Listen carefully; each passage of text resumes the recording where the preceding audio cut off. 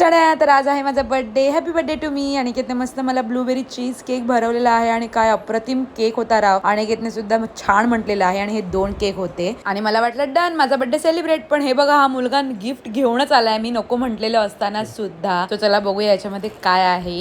Headphone. वा बघा माझी स्माइलच सांगते सर्व काय. थँक्यू. मला एडिटिंग करावी लागते ट्रेन मध्ये असताना म्हणून अनिकेत माझ्यासाठी घेऊन आला आहे आठवणीने. थँक्यू.